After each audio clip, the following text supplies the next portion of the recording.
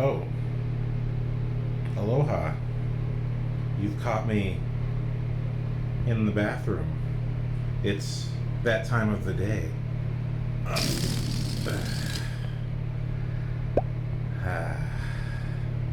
I'm just here to stare creepily into the camera.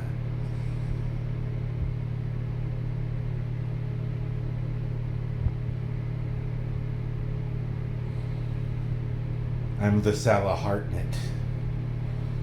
Josh Hartnet's weird nephew.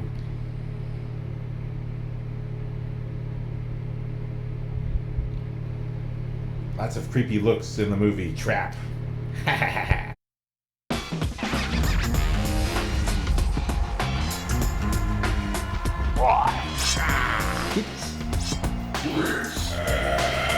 Gut reaction.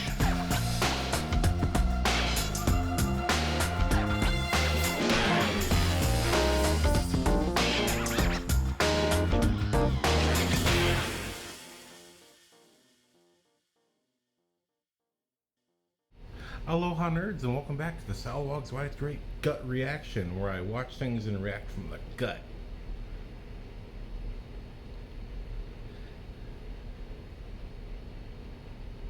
Are you having a good time?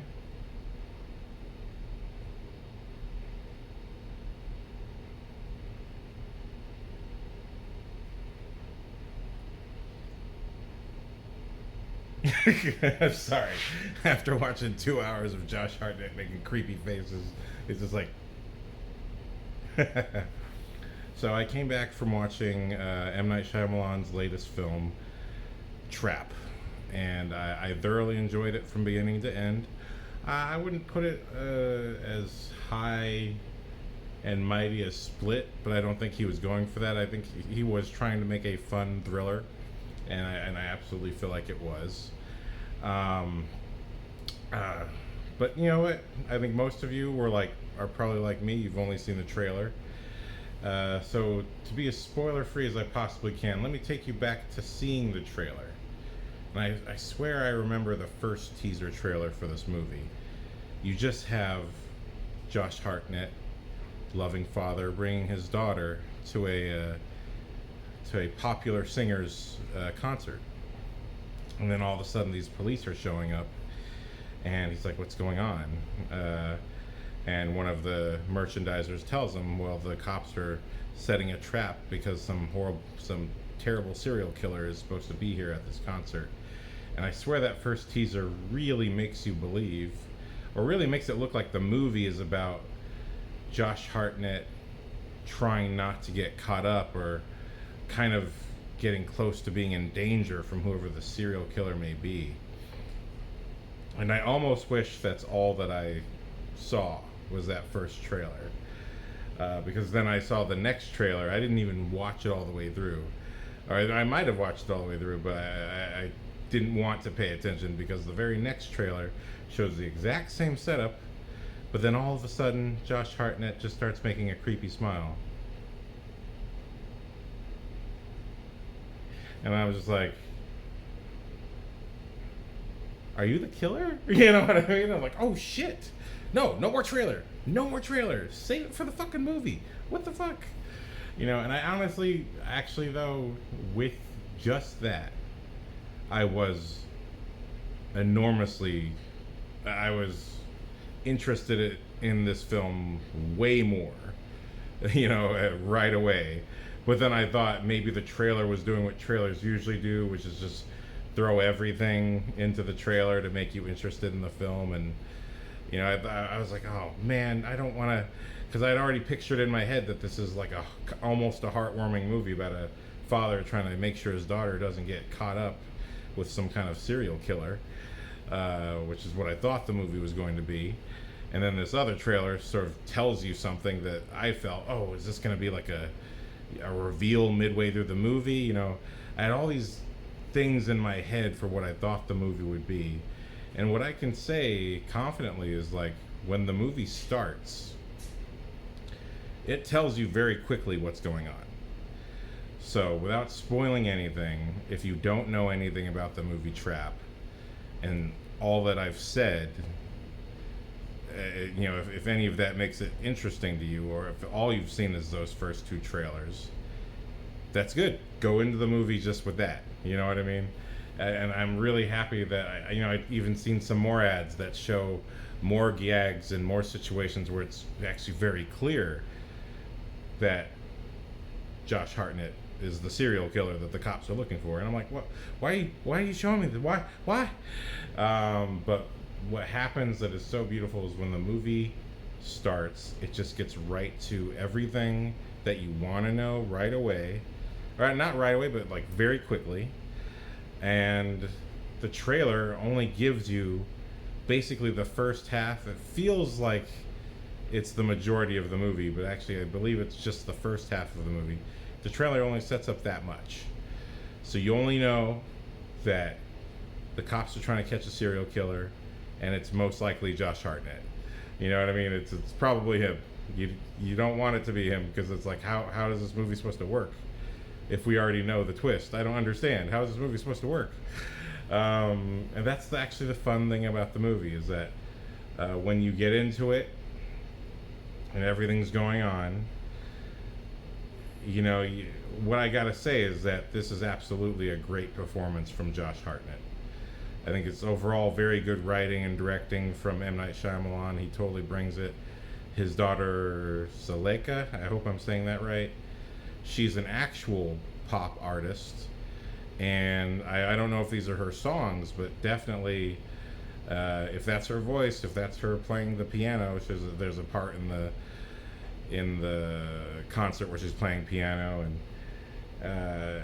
and I wasn't even expecting her to actually have some scenes in the movie that are very good. They're a little at the back end, but all things being the same, I thought this whole movie was going to be what the trailers show, and so I was pleasantly surprised at the twists and turns. And apparently, there's one reviewer I follow on Instagram. She did not like the stuff that once we got past the trailer, she wasn't so into it. Felt like it kind of became a slog and was less interesting. But for me, and I'll talk about this more in the spoiler section, but for me, because of certain things that I was watching on YouTube as sort of homework for a project I'm working on, when I started watching this and you start seeing how Josh Hartnett's character Cooper maneuvers and operates, and the things and how he interacts with people, I was like, oh my God, it's like he's watching the same podcast. It's like he's doing the same homework, but for a completely nefarious reason, And I was just like, what? And so internally, I was laughing, because every single scene he does a different thing that this podcast discusses, and I was like, or does the same thing, but for a different reason. And I was just like, God, this dude's a master. What's up? What the hell? He's completely studied the same thing, but he's really put it into action on a superb level. Like, wow. But really, it's like you're seeing Josh Hartnett deal with a duality. It's almost a dual personality, but not literal split personality. No pun intended, or was there? And there are some connections and parallels to the movie Split, but it's not a split personality, and it's not anything supernatural, which is actually what makes it even more interesting, because the movie's just so straightforward once it starts, and Josh Hartnett's trying to figure out what the cops are up to and how much they know, and he's walking around and looking at things, and you're like, holy shit, I'm in it. We're in it. We're in this adventure. We're in this ride. And that concert footage is not too bad. I gotta say, it's kind of cool. And but it's like the part of the fun is also that you're watching Josh Hartnett try to be this really good, loving dad, bouncing back and forth between his little side quests. You know what I mean? And that's part of the fun of watching, the parts of the movie that the trailer shows. You know what I mean? I'm like, oh, wow, this is such a weird, interesting experience. I like it. And then once the movie turns and the trailer footage stops, it's like, oh. And for me, the tension both ratchets up, but at the same time, I feel like I've jumped off a cliff and there's no more ground anymore.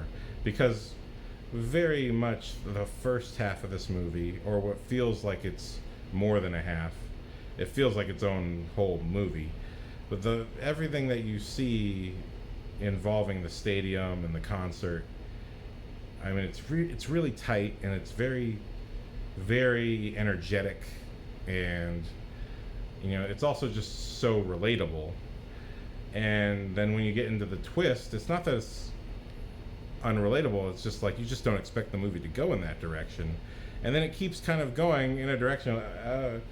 And not that these are things that horror movies haven't done, it's just not usually in this order or this way. So it's just like, oh, okay, you're going that way. Oh, okay, well, you're going that way. But because for me, I was just so entertained by the fact that this guy was doing all these things that, again, related to my podcast homework, it was no surprise to me, and some of the differences of the second half, or what feels more like just a really long last third, because everything that's in the trailer feels like one whole, like at least an hour to hour 10 minute most of a movie. But once things shift and we go in a different direction, I've had so much fun thinking about who this guy is and how he's clearly done the same homework, or at least has a personality akin to what I was studying. And I'll say this, it wasn't serial killers. I tried that and I could not keep doing it.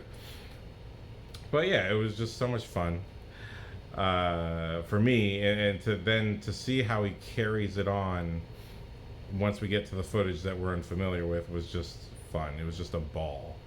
I really had a great time because I felt like I was on the inside of some kind of joke that even I wasn't entirely sure if I was inside the joke or not. But so, as spoiler free as I can get, this is a thriller kind of from the inside out, where you do know who the killer is, but you're kind of just seeing his side of the story. It's split on its head. You know what I mean? You're not seeing the victim, at least not right away. Well, I don't know. But, you're not seeing the victim and seeing it entirely from the victim's point of view. You're seeing it from the killer's point of view. And it's such a ride, kind of being on his side and kind of not being on his side the entire time. And yeah, it's just under those terms, I would say I liked it. I thought it was fun from beginning to end, and I do think of it as fun because I do feel like Split, and I've already done a review of that, but I do feel like Split is a genuine work of art. It's a genuine piece of expression and trying to deal with some serious things that people do go through in as entertaining as a movie can possibly be that's a horror movie. And just the finale of Split is just an emotional, I'd say not a heartbreaker, but a heart fixer. You know what I mean? It's just such an amazing ending. I really love Split. But where that I feel like is high art in many ways, I'd say this is more just fun. I just watch this to have a good time. Try to leave your expectations at the door because they don't matter. The film doesn't care about your expectations. It's not even about subverting expectations. It's just about what it takes for this guy to do what he needs to do, and how far it goes. And I just think it's a great ride. So, as spoiler free as I can possibly get. Again, I really like Josh Hartnett's performance. I grew up with him as the teen heartthrob from The Faculty, and I forgot what this movie was called. It was a movie where he was part of a love triangle with there was a girl, and she's also in love with another guy, and but again, he was being like he was the cooler guy, you know what I mean? And to sort of see him for so many years play the cool guy, and then slowly like with 30 Days of Night, seeing him play a more of a straightforward character, and now see the complete opposite. He's playing someone who seems unhinged but also isn't. You know what I mean? I can't really describe it without spoiling the movie, but I just really loved what he was doing. And I was like, this dude could play the Joker. He could play Batman. I can tell this guy has running on a theme of things I've recorded that are not out yet. I'm seeing a range of what this actor is capable of that I had not seen before. And I was just pleasantly surprised about that. So that's what I can say that's spoiler free, because I really just want you to go into this movie with your mind blank. You know, go into it with no expectations. Just go into it, follow the ride from beginning to end, and then let me know what you thought.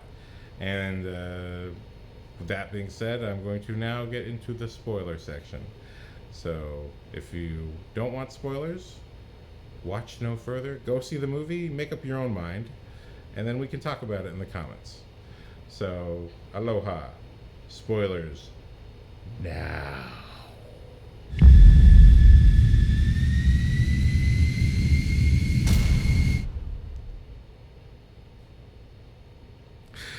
Damn, this movie was cool. I had a lot of fun. Okay, so now I'll tell you what I was doing. I was doing this, there's this podcast called the Everyday Spy Podcast by Andrew Bustamante and his wife. And I just sort of stumbled upon it on YouTube, but it happened to be around the time I had met up with this actress friend of mine, and we were both, she's been working on a lot of cool stuff. She's also a producer. And I was just, we just hadn't seen each other in like 8 years. And now that I'm in the area, I was just like, hey, let's hang out, let's talk. And I had told her this idea I had for a film that I had with her in mind being in that movie as a pretty important character. And it was a spy movie. So just out of some miraculous coincidence, after that conversation, I guess the phone was listening to me. Thank you, algorithm. But anyway, so I've been watching these spy podcasts, and and all these different things that Andrew Bustamante talks about for how a spy is supposed to essentially infiltrate organizations or gain access to, you know, high-profile people or people with specific access. And the way they do it is through personability, by being able to be to connect and bond with a person as quickly as humanly possible, so as to get whatever information they need and potentially manipulate that person in a certain direction, whatever it is, whatever it takes to essentially give the United States the upper hand. Because he's this former CIA guy, and he just talks about these different tips, but he talks about them as a way to apply to regular life, so that regular people can have a better advantage at the difficulties of the real world. And it really appealed to me when he talked about how he and his wife left because the CIA didn't really care that they had a family and wanted to be wanted to have a functional family. And they were like, okay, well, then we'll just quit. And then he talked about going into the real world and having a crummy job and trying to do things the right way. And then he realized, why am I doing this? I have the skill set to put myself anywhere I want. So why don't I just do that? Go use my skills to get a really good job and work my way up in this world in a far superior way. And he did that, and then ended up realizing, wait, why am I doing this working for other people? I should just make my own business. And so that's where Everyday Spy Podcast became. But then so I started watching that as my homework, and because my friend was like, well, write something down so I can see what you're talking about. And so I'm like, oh, okay. So as I'm writing it, I'm also watching these podcasts And so much of it is about that personability, getting to know someone, getting into their circle of trust, getting them to do things that may be against their own interests, even if they're not aware of it. Or especially if they're not aware of it. That's the whole job of being a spy. And so watching Josh Hartnet literally be so personable and so relatable that he just suckers every single person into liking him and loving him and thinking he's so great. And yet he does seem slightly off, you know what I mean? It does seem like just a little too jazzed to be in the conversation with you, but it's just enough that you can see if the person is off guard, it seems like genuine behavior. And I think one of the best, first he talks to the merch and offers to, the merch runs out of shirts. He was trying to buy his daughter a shirt. And first that guy runs out of shirts. And so he says, come back in 10 minutes, I'll have one for you. And he comes back in 10 minutes. Guy does not have them. He's like, well, I got to go get the box. It's just downstairs, but I have to go get it. And he's like, I'll walk with you. And so these things that just seem natural, it seem normal, it seem trustworthy. And yet they are actually manipulations. And I just thought that was he was doing every single thing that Andrew Bustamante talked about, but on this like ridiculously like professional grade level. And then you just see how it works, but also at the same time, I realize these are things that people do in the real world that do bond people. So it's not that these are things that people don't already do. People do these. People do offer to help or help someone out. Like one of his best tricks is a girl falls over and he catches her and uses this as an opportunity to go further behind the backstage where there is a little medical area for people who might fall over or collapse because they're dehydrated from days of being excited for this concert or being at the concert, and there's a little medical area, and that's just one of his best gags, and he's in there and he's just totally acting like a good guy looking out for her, and everyone's like, oh, he's such a gem, what a wonderful guy, and that's how he comes off to everything he does seems like a genuine behavior for someone else. All the while, his real motivation is just to get closer and closer to an exit. You know what I mean? It's just such a brilliant, fun experience watching this guy toy with people. And what I really enjoyed was that you could also see, even though he's manipulating people, there were so many great moments where every time he did it for his daughter, even though he was doing it for himself, when he would get his daughter the shirt, and then when he lied to M. Night Shyamalan's best cameo, this is my favorite M. Night Shyamalan cameo, because he played such serious, intense roles for his little cameos back in the day, and now in retrospect I think, oh, that's what you wish you could be a great serious actor, don't you, M. Night Shyamalan? But here in this movie, he's just, I'm just the star, the performer's uncle. I mean, I work for her group, but yeah, I'm just her uncle. So, yeah, okay, hi, how's it going? Just watching him be just such a normal, relatable, the uncle. I was like, oh, wow. And actually, he was great. I think he was actually also the most natural of all of his performances. I just thought, wow, that was great. But, when Josh Hartnett lies to him and says, oh, you see that girl over there? That's my daughter. And she just survived a battle with leukemia. Can you believe it? She literally just thought, I'm cursed and my life is horrible. And now she survived. And I'm so happy she's here. You know what I mean? It's just such a manipulative ploy. But people have done things like this. This is not a totally unbelievable scenario. People have totally lied and bullshitted to get jobs, to get opportunities like this. People have totally done these things, and it's worked for them. And obviously, spies do it all the time. But this, I just thought, wow, like he does approach every single one of these scenarios differently based on his objective and his need or whatever, you know what I mean? But it's just amazing, like what lies he will come up with so quickly, so naturally.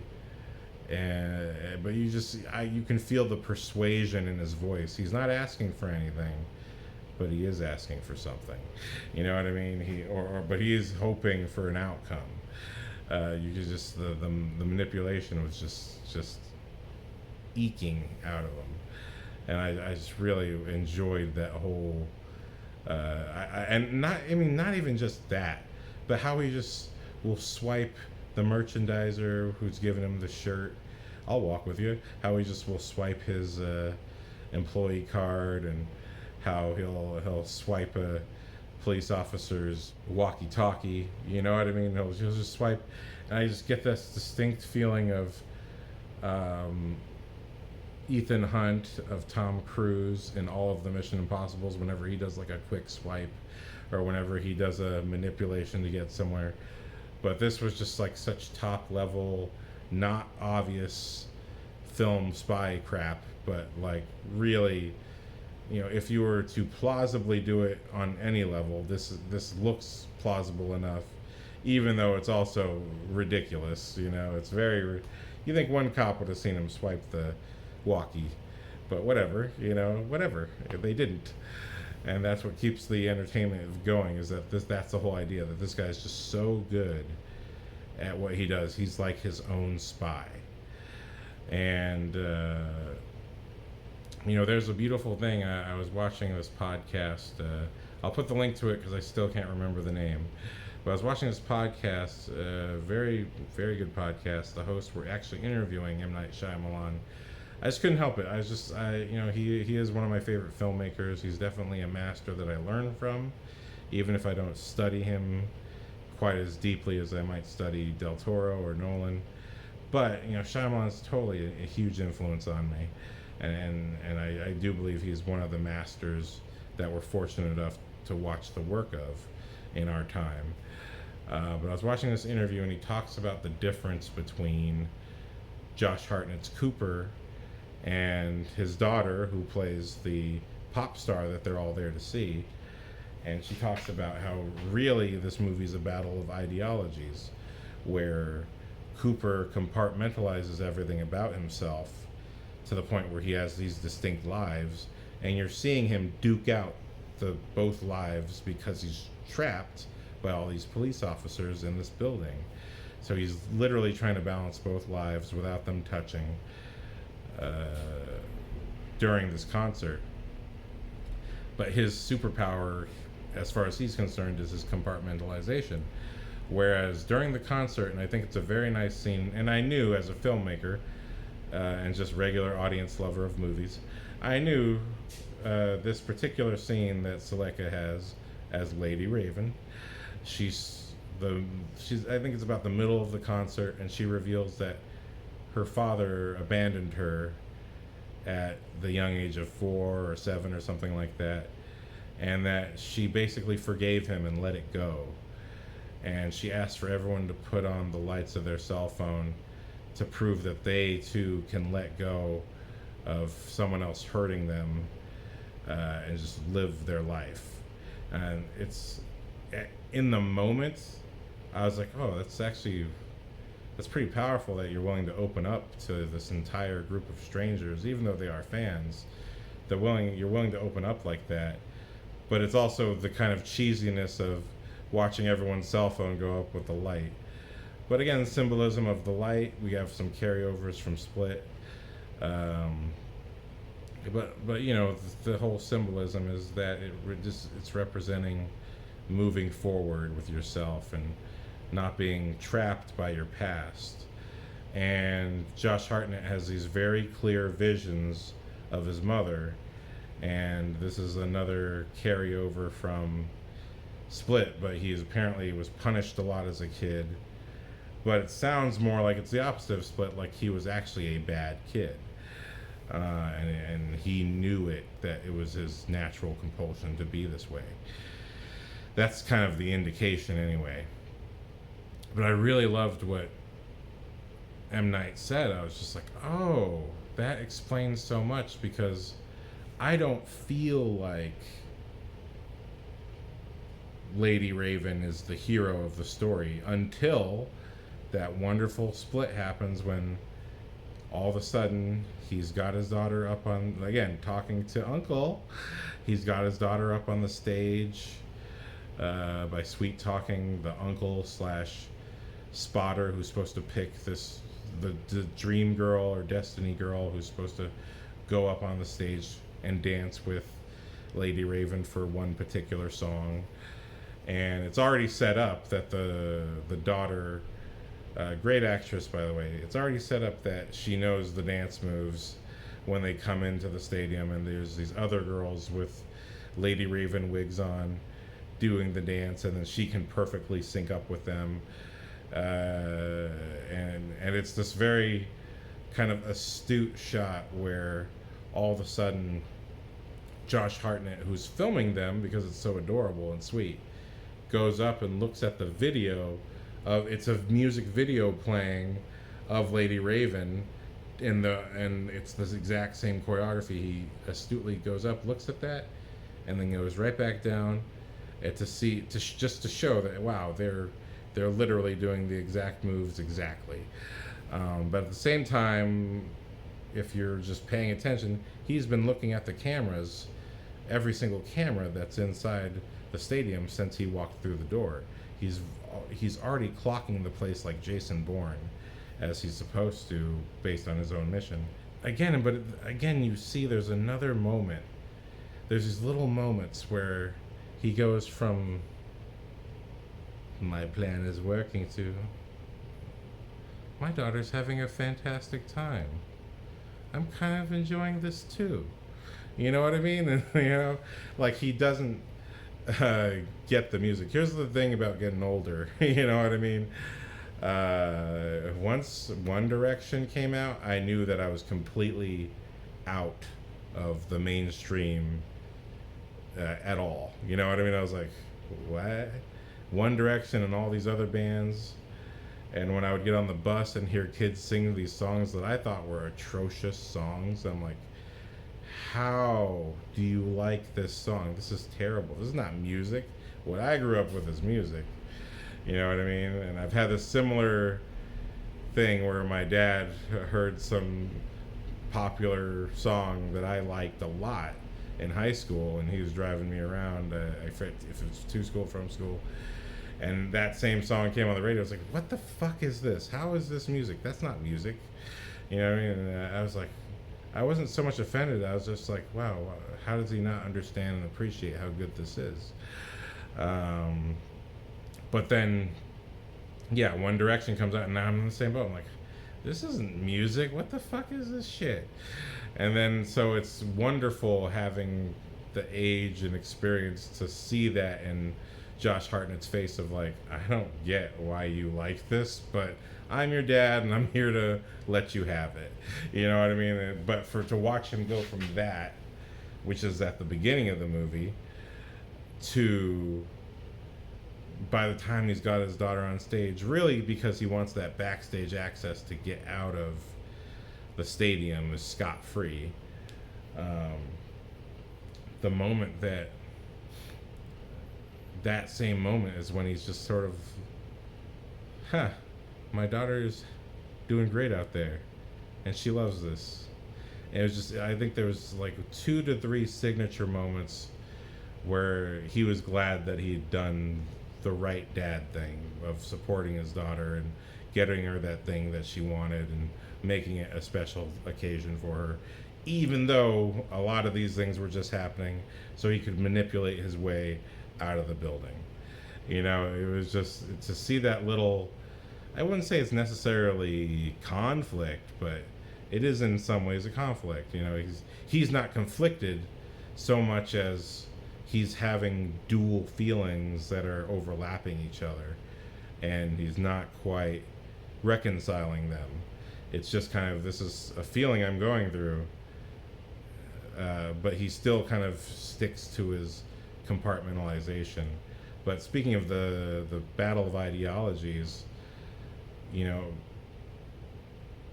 Saleka, Lady Raven, she opens up herself to her fans. She's an open person who's willing to be vulnerable and share her art and share herself. And Josh Hartnett is someone who believes in the opposite. He believes in this compartmentalization of himself, being separate from other people, being better, gaming them, and essentially Lady Raven wins this game, you know what I mean? But not fully, because there's just almost too evenly matched. We have this sensitive feeler versus this psycho. He is a pretend person in many ways, but he's a pretend person who's, what I like again in this interview is that M. Night says that today is the day that Cooper realizes he enjoys being a dad, that he really likes being a dad to his daughter. And I feel it and I see it. I mean, it's kind of apparent right in the opening scene when they're driving to the concert. I mean, he has no idea what's coming, so he's just kind of being a cute, sweet dad, like, oh wait, I gotta tie my shoe, just to sort of tease her and have his fun. But again, like, I see that in his performance, that there are these moments where it's almost as if he wishes he didn't have to hide anything. You know, it's like, man, if I wasn't trying to get out of here, I'm just glad that I'm seeing my daughter have this wonderful moment. Because he really, you know, he gets her the classic t-shirt. He gets her on the stage, you know what I mean? And he even gets her a limo ride with her favorite star and gets her to go to, well, it ends up being Lady Raven's idea. But I love that twist where his only card to play, because it's revealed to him Lady Raven is the only one who gets out of here without anyone asking questions. It's her and her team. They're the only ones who get out of here. I guess she's kind of one of the primary players in this plot. But I loved all that duality. And really, Lady Raven she's, the way I see it now with M. Night Shyamalan's interviews, the first half of the movie, when they're in the stadium and it's a concert, she's indirectly the hero. She is the one that the daughter looks up to with idolization and wants to be like, even though she loves her father. But when it comes to the house, when they finally get to the house and it's Lady Raven doing whatever she can, you know, and I love that scene when it's the only card that Josh Hartnett can play is, I know you know about my daughter's condition. Can we talk alone? And I love that scene when he reveals himself. It's so unexpected. I did not think he was just going to reveal himself and lay down his cards like that. But that's what gives him the edge. That's what, you know, he reveals, hey, I got a guy locked up right now. And if we don't get out of here in the next 5 minutes, he is going to die. Because I have this thing set in the timer that if I'm not there, if I can't turn it off, a gas is going to kill him. And to give her this perfect stalemate that forces her to take them out. And yet at the same time, she has this enormous instinct within her, like, I can't let this guy go. I have to do whatever I can to make sure that he does not get away. You know what I mean? And that's when she becomes a direct hero. The minute she says, I would love to visit your home. You seem so nice. You know what I mean? And now she's doing the same thing in reverse. You know what I mean? It kind of, the only thing I could compare this movie to is like Scream. But I feel like it's Scream from the killer's perspective. You know what I mean? And the killers know that they're sinister and bad, but on some primal level, they just cannot not be who they are. that's essentially Josh Hartnett in a nutshell in this movie. He cannot not be who he is. And it really hit me hard when they got to the home. And I mean, at first I just thought, this is so bizarre. Why are we at the home? We don't know any of these people. Okay, we're going along with it. And I really dig how when she gets in there, there's a piano, and Lady Raven uses that as a way to get the cell phones and all that stuff. I love the reverse manipulations. I was like, oh, that's so clever. That's so good. And even when they get in the car, and she starts trying to psychologically pretend to be his mom so that she can mess with him, and it does not work. You know, I'm like, it's not going to work on this guy. But you do see he is still kind of affected by the words she says. I don't know. I love this little sort of weird. It's not cat and mouse. It's literally more like chess. Okay, you moved all your people here. Well, I'm gonna make this move.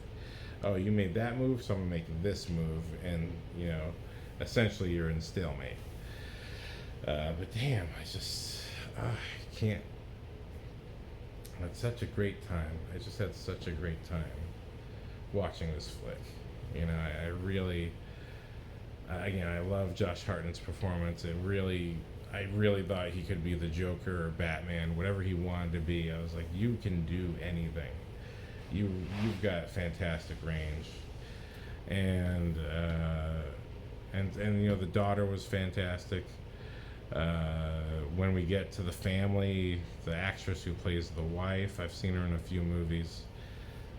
She was fantastic. Wow, this movie, I think I'm getting dozy. I think I'm dozing off. This movie does a great job of, and Saleka scenes. I was like, oh, good job, daughter of M. Night Shyamalan. She's not a bad actress herself. I might have done another take here or there, but at the same time, I'm like, damn, like, I think literally on the whole, she did a great job with all of her scenes. I do think it's just, I can't remember even what scene it was, but there is one point where I thought, this is too much dialogue.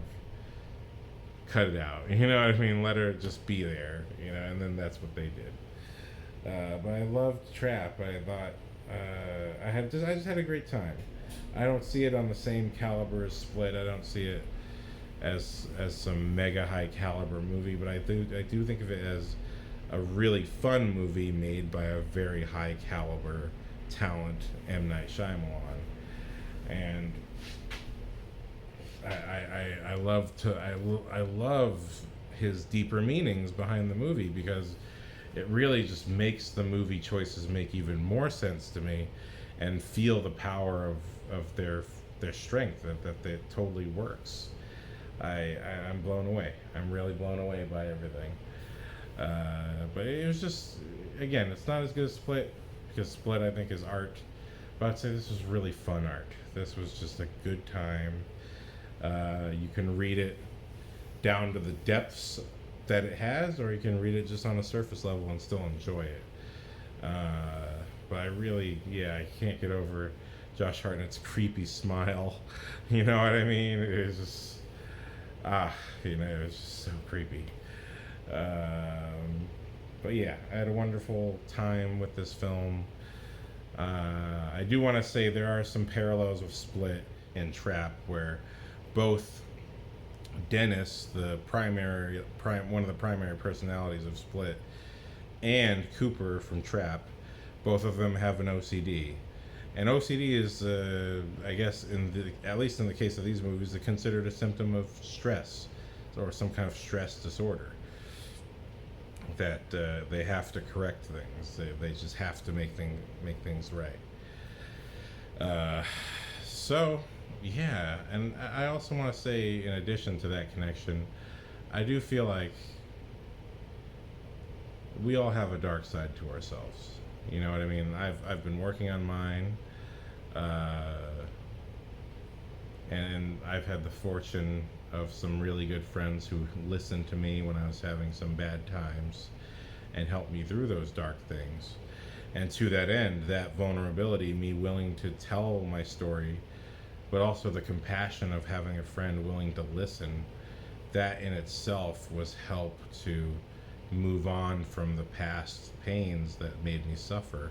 And that's one of the kind of themes and thematic conversation points that when Lady Raven, is talking to Cooper and he's about to kidnap her and kill her, she uses this kind of psychological manipulation, acting as if she's his mom, which is a recommendation from the psychologist who's leading the FBI and the police in this trap. And I just thought, wow, she's trying to kind of force him to have some kind of closure or have some recognition of his choice, his ability to choose what he's doing.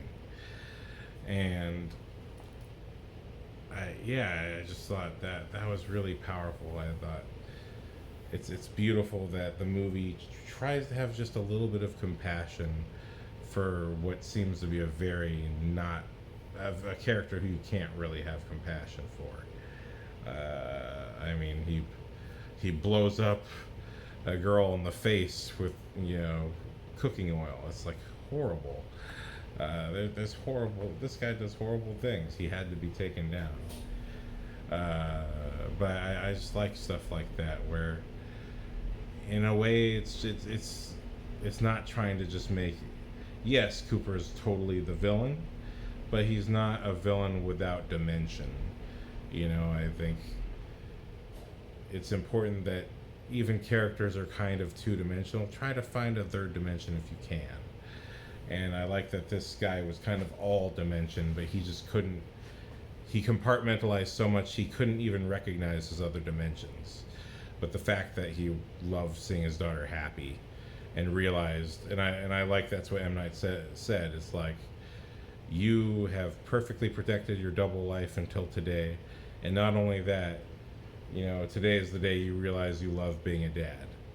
And that's kind of the tragic understory, because you feel it, but it's not stated with words. So yeah, I was really hit on the right side, the correct side. I was really struck by this movie with how fun it was, and just talking about it now, it does have a lot more depth than I thought it did and than I remember. And even though things change, it doesn't really bother me. I think to me, the movie experience was still so bizarre. I did not think, in my head, I thought this is going to be a half an hour to 45 minutes of, is he a killer or is he not? And then someone's going to die. And I was like, well, now he shaved his mustache, so he doesn't look the same. You know what I mean? It's just like, I love the straightforwardness of this film. And I love to have learned that this is an ideological battle. It makes so much more sense between the popular star who is vulnerable and the relative nobody who is quite sinister. And yeah, I just thought, what a well done picture. I love watching M. Night Shyamalan movies. This is my second one I've seen in theaters. The first one I saw was old, which got old very quickly. No pun intended. But it was fine, you know what I mean? But this movie was really good. It's like kind of a return to form. So, right on to the filmmakers, right on to everyone. I'm getting really tired right now, if you can't tell. I'm kind of dozing off and losing my track. But I really had a good time. Again, I'm not putting this up there with Split in terms of quality, but I will put this up there with, I don't know. I don't know who to put it with, but I say Trap is just a really good thriller from beginning to end, and I'd love to know your thoughts. What was your favorite scene in the movie? In particular, if it had to do with Cooper manipulating someone or being essentially on his other side of himself. What was your favorite scene that you saw? Very curious about that. Should we keep the red on Deadpool? Let me know about that too. No, that's not related. But yeah, let me know what you thought was your favorite scene. Did you like when things turned? And I gotta say, shout out to Saleka. I do think she did a really good performance. I think she's got the stuff. And M. Night Shyamalan's other daughter directed The Watchers, which I wasn't in love with. I did think it needs some work. But all that being said, I still think its overall vision was very clear. Like, I was just like, I can see the talent and the vision of this person pretty clearly with what they're presenting. It's pretty awesome. So, that being said, that's my review of Trap before I knock out. I really like this movie. It was nice seeing Josh Hartnet in a really good, juicy villain role. So, thank you very much. There is a post-credit scene involving the merchandiser. I thought he was great. I really hope he pops up in more movies and shows.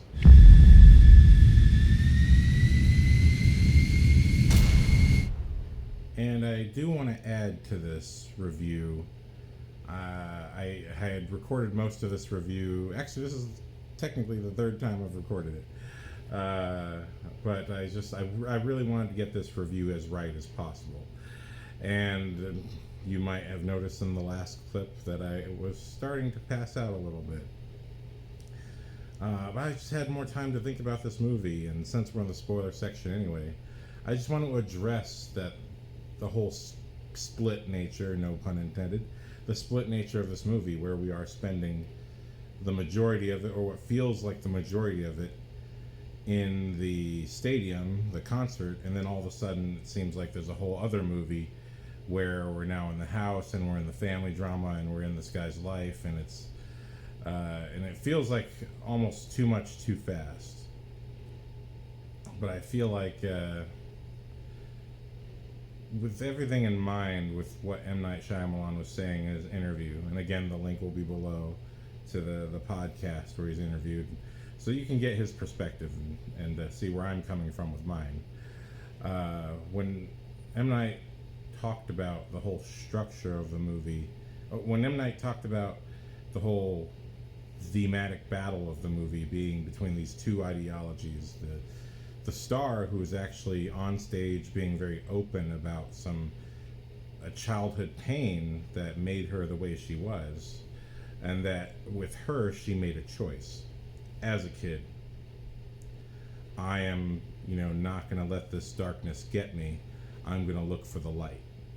And that led her to becoming this artist and expressing herself. And you see her songs. I mean, I don't really pay attention to the lyrics inside the concert, but when we get to the song that she plays in the house for the family, I was paying attention to the lyrics, and they were about basically the subjects that are in this movie.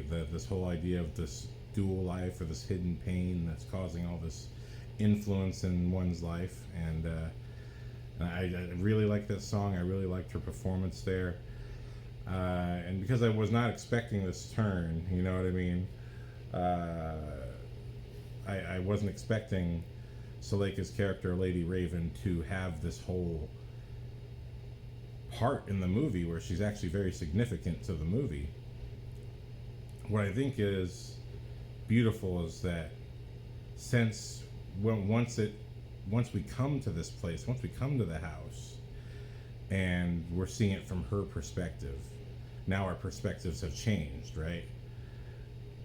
And then you kind of realize, well, she's actually, if this whole movie is an ideological battle, and we're actually seeing the star, the hero, from far away, and then getting closer to her at the end, and that's when she makes her heroic choices, right?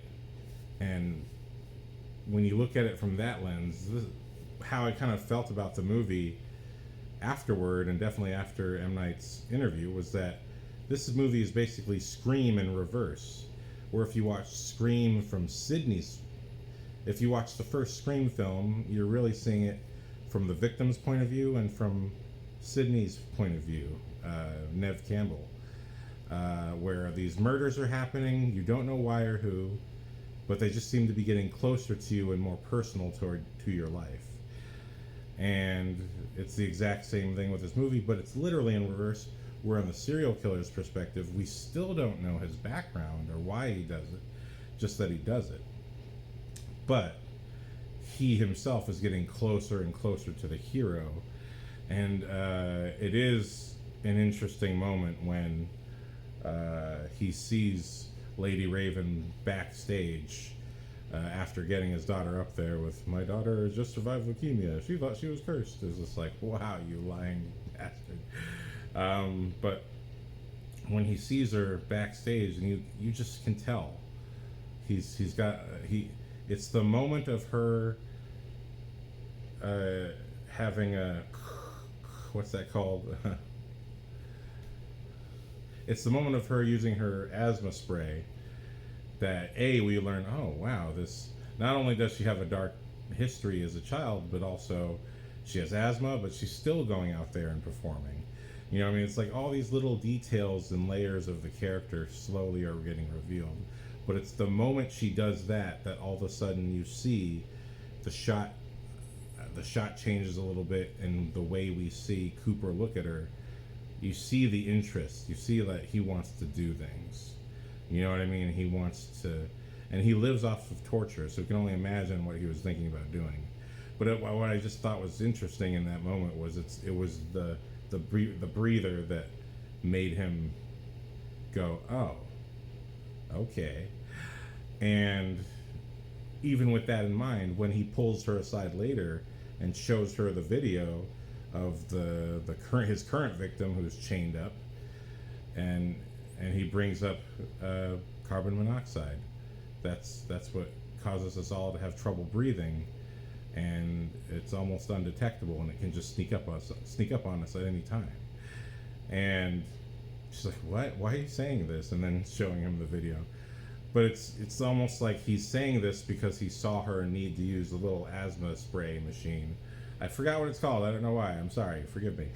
You know what I mean? But I feel like he's bringing it up because of that. He's like, you have a vulnerability that I know about, you know, where you need this spray to survive. Well, you know, imagine not being able to breathe, really not being able to breathe, because something's killing you silently. That's what's going to happen to this guy. You know what I mean? So he, in a very targeted way, he's bringing up something. He's bringing up her vulnerability without even saying that he knows her vulnerability. So she's hitting her in a personal way with with information about someone she doesn't even know about. And I just thought that was just, even within the movie itself, without M. Night's interview, I thought, wow, that's really messed up. But also, just like with the uncle, oh, that's my daughter, and like family to family, right? Oh, and he knows that they're looking for the Dreamer girl, so it's like, well, she survived cancer. So, and even though he's not asking for anything, he's basically setting up a premise for this guy to go, oh, it's kind of like Make-A-Wish. It's like, oh, well, this person really needs a lift up, and a father to uncle, family member to family member, having someone who's dealt with such horrible things and wanting to lift them up. You know what I mean? All that psychological work is happening, and it's happening so fast that these people can't even stop and realize they're being manipulated. But I go back one more time to because I love, this is seriously my favorite cameo from M. Night, because I thought it's his best performance because he's so relaxed. He's playing a character who's relaxed, and maybe it's just truer to his own natural character. You know, definitely in the interview he seems friendly, but he just was so relaxed. I believed his performance. It's not like I didn't believe him when he's the doctor in The Sixth Sense, or when he was the drug dealer in Unbreakable. It's not like I didn't think he did a fine job, but I thought without question, you know, even in like The Village, when he's not directly on camera, it's a bit stilted, it's a bit too serious. It's like you're really leaning in on this certain type of acting or this certain kind of mood for your character, and you just kind of, to me, I feel the weight of it. Although, again, it's not a bad performance, but you're just like, man, you're kind of just leaning in on this particular way of delivery. And it was really nice to see him give himself a role where not only is he directly on camera, because I thought he was okay in Glass with that cameo, where again, I just thought it was a little too big. But here, he was just so chill, and I 100% bought when Josh Hartnett's talking to him that he's really listening to him, and going, and you just know, you know, well, hey man, thanks for letting me talk to you. Yeah, yeah. Wow, oh man, that's messed up about your dog. I just thought, man, it was just a very good scene. Like, if you're going to give yourself a scene where you're talking and interacting with the characters directly, to give himself a scene this time around that's not so intense, but also, I just thought he delivered. I was like, oh, what a nice little... But what I really liked was when, just a few minutes later, when Knight's tapping Cooper's shoulder to let him know, hey, your daughter is going to be the dream girl. Because, again, that's the other thing. He doesn't bring up Dream Girl. He acts completely ignorant of it.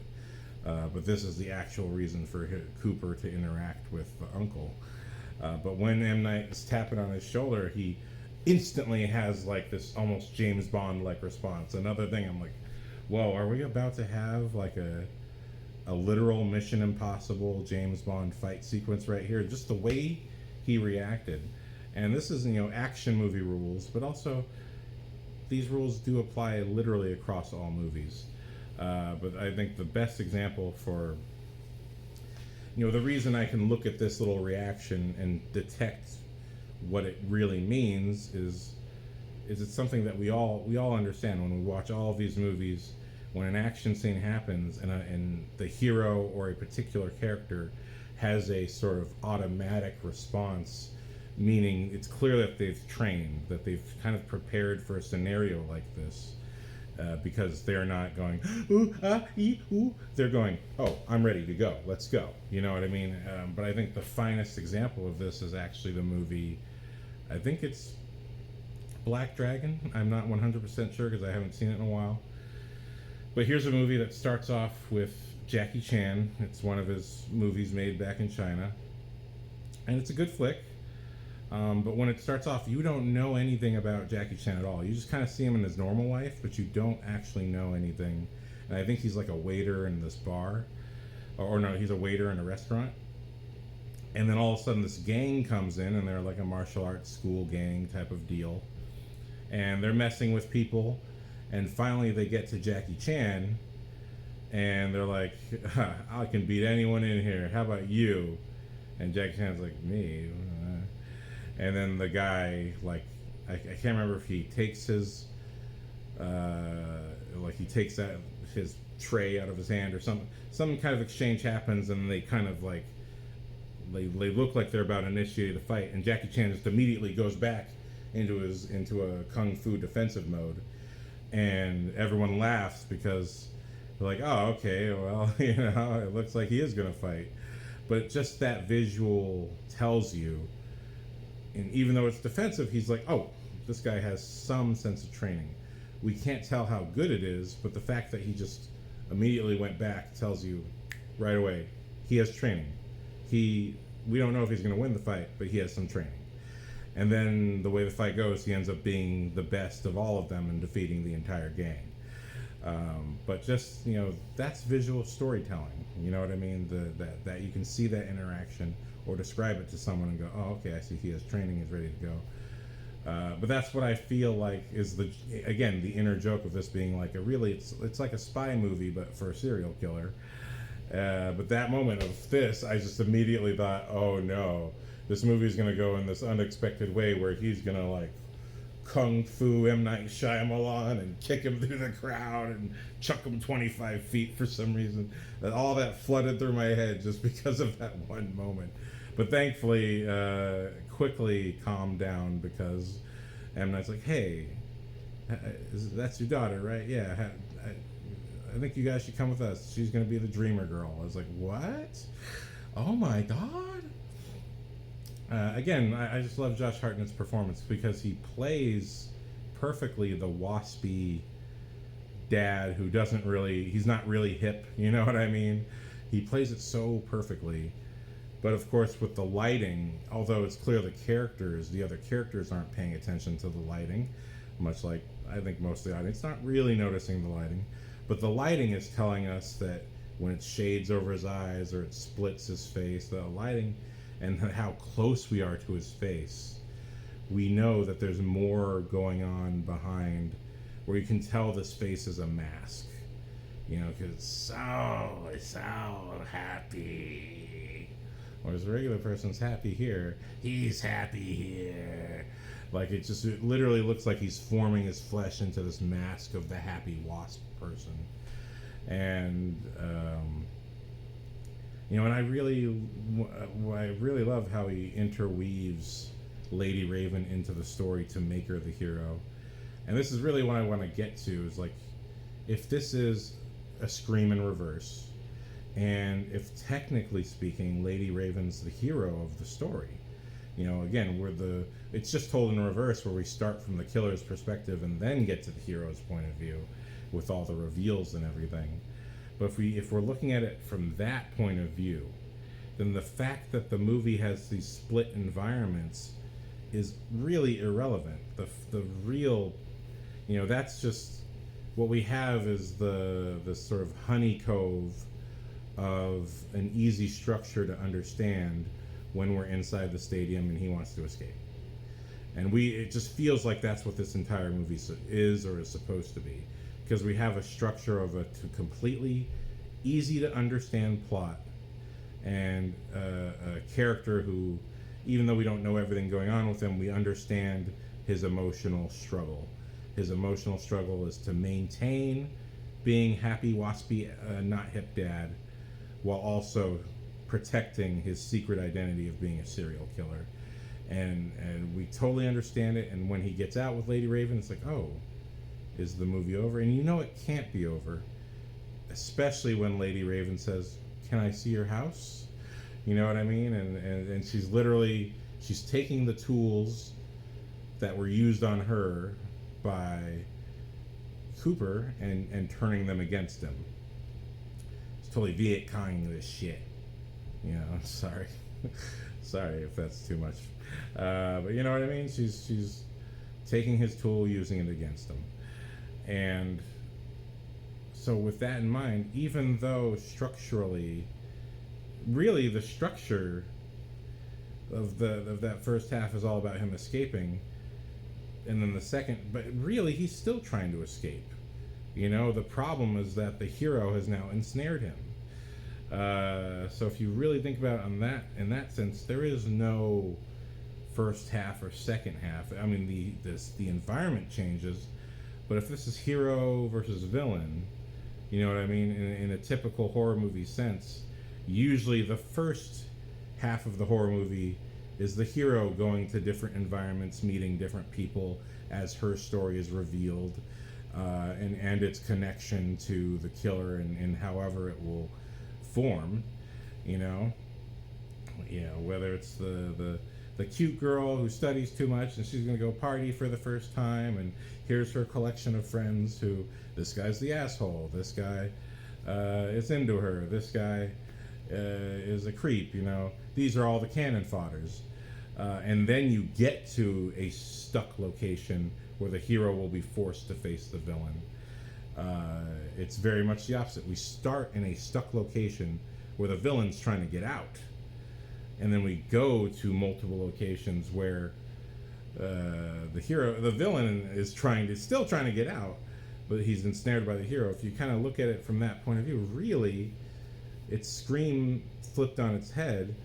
And if the real battle is ideological between hero and villain, and their collision is what we're going toward, then there is actually no literal split. Even though the environment changed and the tone changed and the pacing changed, there's no actual split, because all this movie really is these two people coming head to head, and just that neither one of them expected it to happen. You know, that's the other flip of Scream, is that in Scream, Sydney is the intended target the whole time. It's just the killers. They're killers and they want to kill people, so they're killing people. But in many ways, their killing of these other people is like their bloodthirsty practice for what they're going to do to Sydney.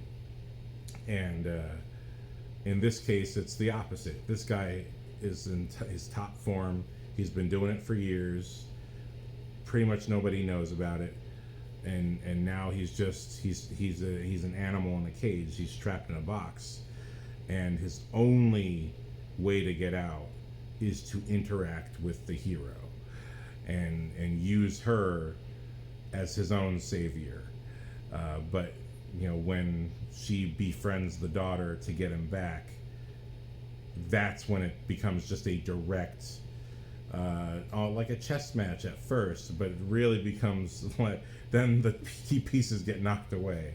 And I love when she hides in the bathroom and she's hearing the family screaming like, "Get out of the bathroom! Give me my phone back!" and all this stuff. And you know what I mean? It's just, and even though you don't see the panic and madness, just hearing it and Saleka's reactions are perfect. You know what I mean? I really love her performance. I think everything but the line, "Your husband's the butcher," I think everything but that line delivery was perfect. But I also feel like, and I'm criticizing that one line, but I also feel like maybe that's also kind of natural because she's in a completely unnatural situation. You know what I mean? And she has to tell someone that her husband's a killer, and she doesn't even though she knows it, she doesn't even believe she's in this. It's like it's like out of body. It's like, I don't even believe I'm in this situation, but this is happening. You know what I mean? And so that kind of beautiful awkwardness in its own way, like in movies, the lie is that everyone says everything perfectly and perfectly emotionally articulates themselves in a way that is satisfying and emotionally palatable. In the real world, that's not really how people talk. You know what I mean? In a movie, someone gets drunk and says the exact lines, "God, I just wish I met the love of my life." In the real world, someone gets drunk and says the worst thing possible to someone, and friendships are ended. You know what I mean? In the real world, someone gets drunk and they tangent for 5 hours about conspiracy theories or some bullshit that happened to them in grade school that actually is irrelevant to anything happening to them right now, but it feels so relevant because they're drunk. You know what I mean? It's like in the real world, that's what actually happens, and people don't say things right, and people, when they're revealing their inner emotions, even though they may feel inside they're emoting so much. So when I was a kid, my father beat me.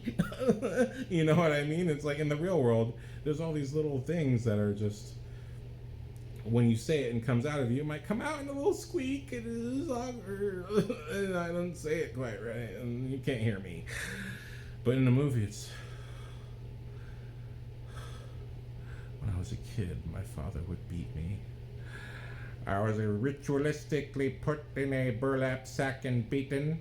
I can tell you there's nothing like having your testicles shorn. It's breathtaking. In a movie, all of these things are said perfectly to either make you cry or make you laugh. You know what I mean? All of these things are happening to manipulate you. You know what I mean? Like, you're the one being targeted by the psychopath that is the director of the film. But it's a completely different math because the director's job is to project it. The director's job is not to do it. It's to get the actor as close as possible, as humanly possible, to delivering the performance, to get the cinematographer to put the light in the right place so that when you watch the movie, I feel every emotion you are throwing at me. Fuck, I'm so sorry. Or, wow, nothing as great as having your testicles shorn. Okay, all right.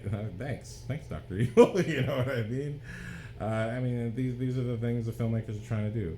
But I just wanted to tackle that sort of the notion that this is two movies. I have to disagree. Knowing now what the filmmaker is really thinking, I don't think it's really two movies, even though plot-wise it's two plots. But it's all really the same character motivation, the same character conundrum. It's that yes, he's out of the stadium, but he is not home free. And even when he goes home, everything blows up in his face. And it makes me love the scene with the wife even more. I'm doing this podcast now called TheSalawag's Final Cut, and I will be talking about M. Night's daughter's movie, The Watchers, actually, where I have a problem with that ending. And when that podcast comes out, you can watch that. And it's not like I slam his daughter because I just want to be like, well, you're not as good as your father. I don't do any nonsense like that. But I just talk about how I felt that ending does something similar to this ending, but to me it does it a bit rushed. I think that's how I feel about it. But you can see that in that podcast. And here is where literally my suggestion for that movie from Final Cut, this podcast that'll be coming out soon, the exact suggestion I made is what happens here in this movie, where it seems that Cooper, not only does Lady Raven manage to use her social media celebrity to free the guy, and again, our villain, Cooper, being technically still the out-of-touch dad, this is where it really shows itself, is when finally she opens that bathroom door, and it's like, and he looks at his phone and the guy is gone. It's like, how did you do that? You know what I mean? And like, there's a skill that he doesn't have. And it's a skill that he can't access because, again, if it's the ideological battle where his superpower is compartmentalization and you can't see me so I can do whatever I want, then that means he can't recognize her superpower, which is everyone can see me, and so I can get things done without having to do them myself, and especially in the case of saving someone's life, because I just have this exact bit of detail of information that would be useful in this scenario. And I even like her performance in the little social media video. Usually in movies, those are my least favorite performances because I feel like I can feel the actor feeling the self-consciousness of, wow, I have to do this cell phone video section, or it just looks awkward in terms of the cinematography. And I just thought it was kind of cool how it looked very natural, and and she did a very good naturalistic performance where I was like, oh. And again, it's the weirdness. One thing I like about M. Night Shyamalan's directing goes back to The Sixth Sense, where there's a behind-the-scenes clip where he's talking to Haley Joel Osment. Little Haley Joel. He's older now. He's a big guy, just like me. Maybe not as big as me, but he's a big guy, just like me. It's like, yay! And he's still a fantastic actor. He was great in Tusk. For those of you who like horror movies, you might not like Tusk. I keep recommending it, but nobody really likes it. I love that movie. I think it's top-notch horror comedy in every sense of the word, and I sincerely mean it. But anyway, he's in that movie. Just for if you're looking for Haley Joel Osment, he's in Future Man. Ha! He's in season 3. Best scenes ever. Funniest dumb shit ever. And he's in Tusk, and I think, again, on Tusk, he's just delivering a great performance. Like, this guy didn't lose an ounce of ability. But anyway, in the behind the scenes of Sixth Sense, he's talking to Haley Joel Osment, and it's like, Haley Joel Osment's like, man, this situation's kind of weird. And I might be mixing it up. It might be a different actor in a different movie, but I'm pretty sure it's this one. He's like, this is weird, or this makes me feel a certain way. And M. Night literally stops him and says, hey, go with that. Just go with how it feels to you.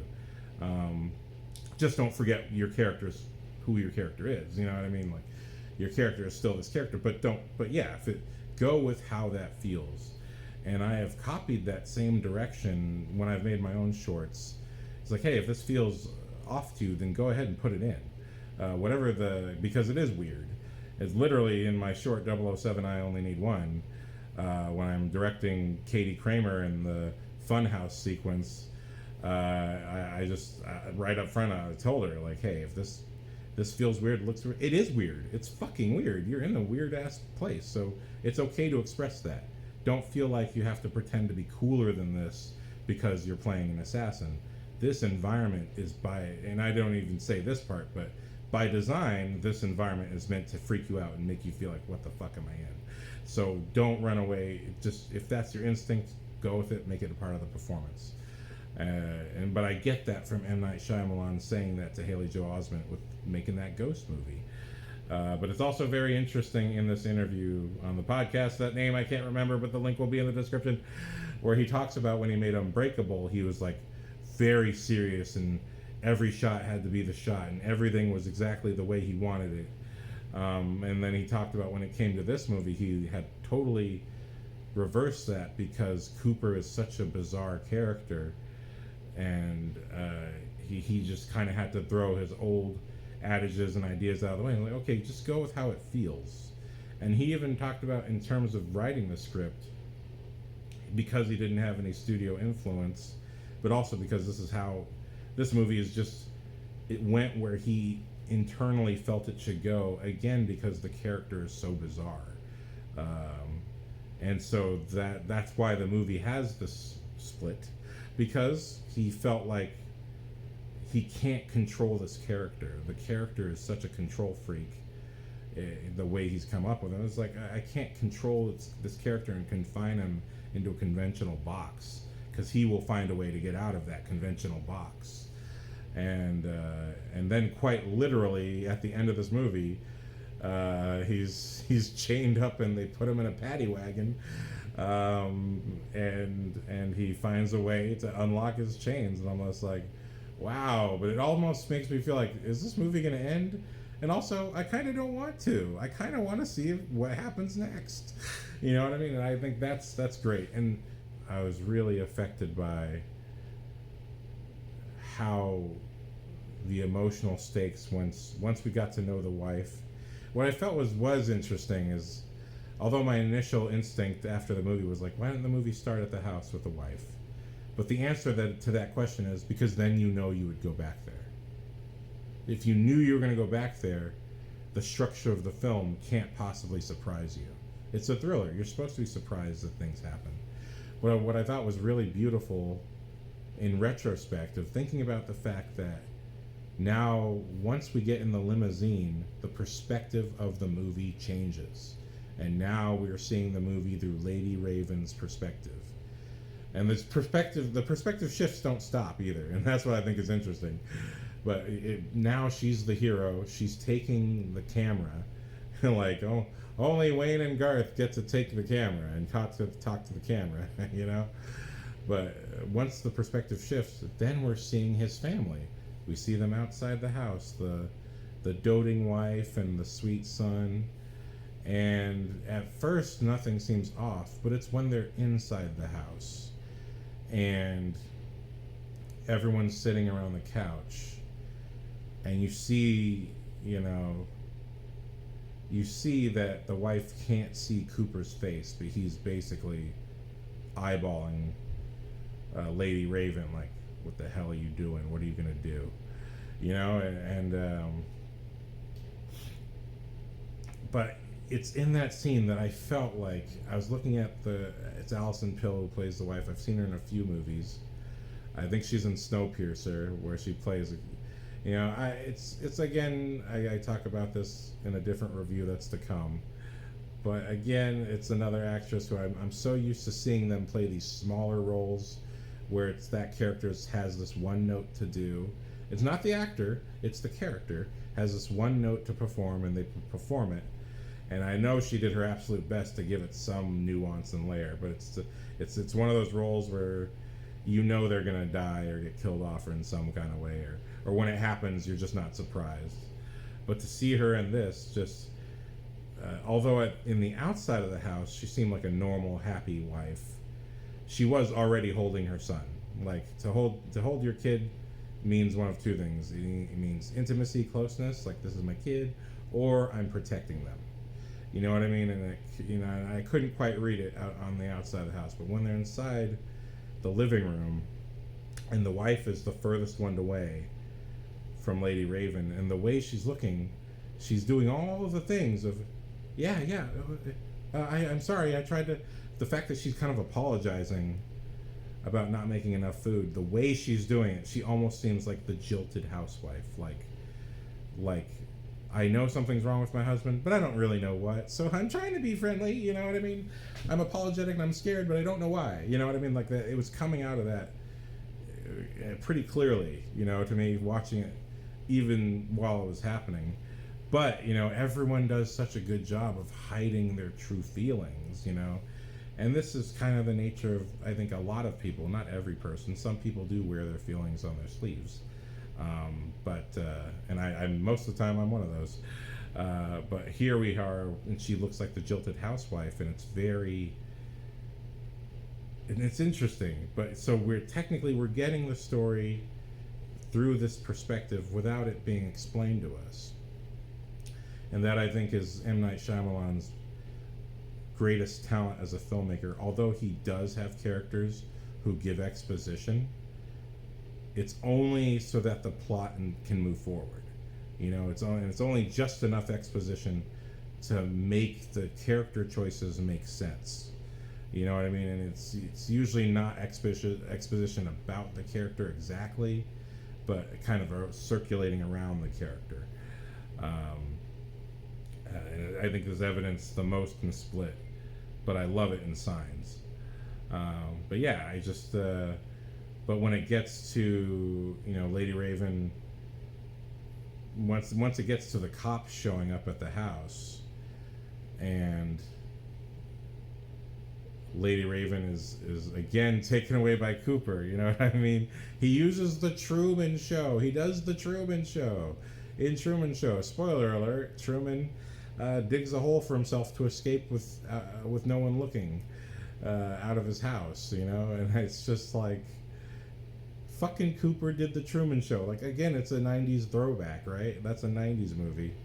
He fucking did the Truman Show escape.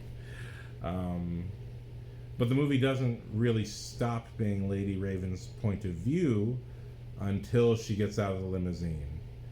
So once she gets out of the limousine, the movie then goes to the wife. And we're in the wife's point of view. And there's this actress who I didn't even mention, there's a character throughout the movie who is like a doctor. She's made her career on identifying psychopaths and serial killers and helping the government find them. And when we come back to the house and the wife and Cooper's gone and the kids are now gone, the wife asks her, you know, ask her what she does, and she's like, I'm a lecturer, I'm a professor. And she asks, where can I see your lectures? And that's our, like, first real hint that she's kind of been onto this stuff, or at least this whole experience has made her realize, I need to know more. You know what I mean? And when it takes this perspective, then we see Cooper again.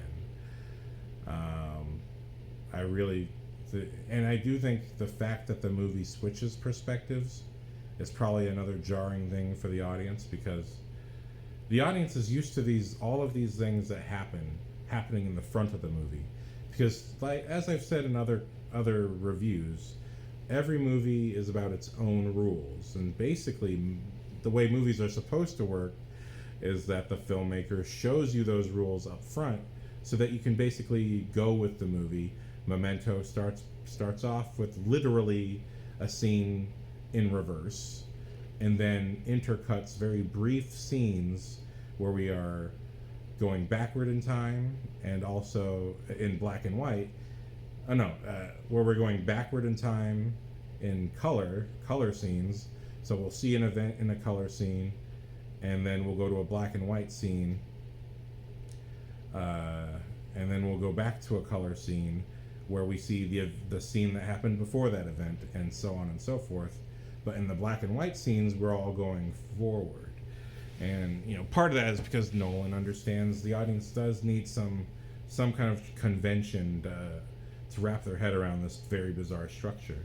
Now that's a very extreme situation, but in most movies, and including horror movies or action movies, when we have these perspective shifts, it's usually just a hard cut, and we're talking to this character, now we're talking to this character somewhere else, and it's like, okay, so the movie's going to bounce around. And they start with that so you understand, or like the movie Crash. We start on one story where there's a car accident, and it's all these people happen to be on the same exit where they can't go because of the car accident, and then the story sprawls out, seeing their individual journeys, and then we'll see how some of them will connect again later in the film, and that's basically the rules of that script. What this movie does, and I think it's quite brilliant, is it totally turns it on its head, where all of that stuff happens in the back half of the movie. And I think it feels incongruent because we're so used to movies front loading us with what to expect.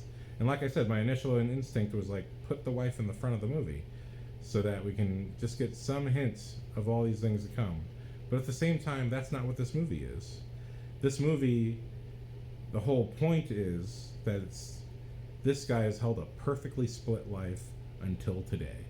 And again, once M. Night Shyamalan said that, I mean, it's obviously that's how it is in the movie, but once he said that, it really made me think about, that's why the movie starts at the concert. That's why it starts there, because you don't even need to know that he's fooled his wife for the most part, or fooled his family or his neighbors. You just know that he's driving with his daughter and they're having just a normal day. And then they go to the concert. They're having a normal day. Everything's normal until the cops start showing up. And then his reaction to that. And then he finally asks the merchandiser, who was great, by the way. I think I left him out earlier, but the merchandiser who's selling him t-shirts, he was awesome.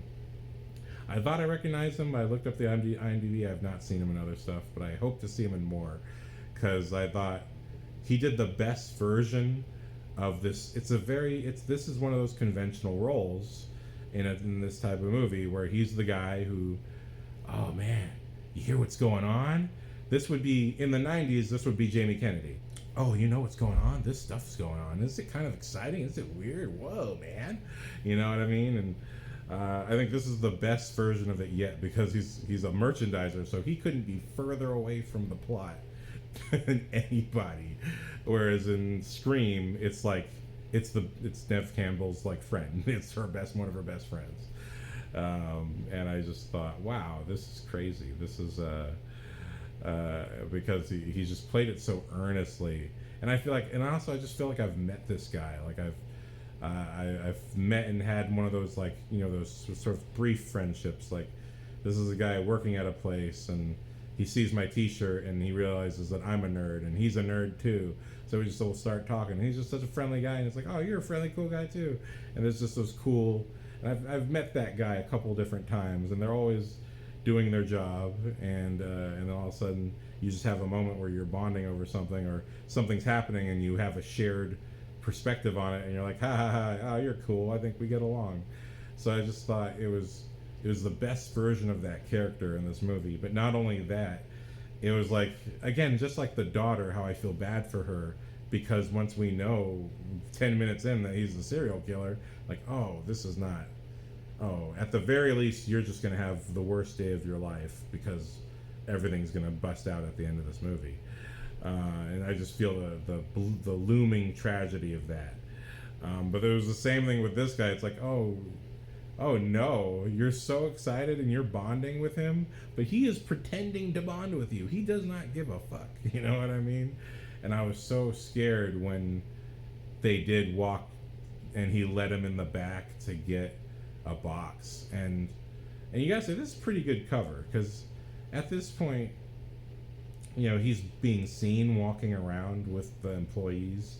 Then Cooper steals this guy's card, and now he's walking around with employees. So he's been seen by the cops several times as an employee, or at least someone who clearly the employees know.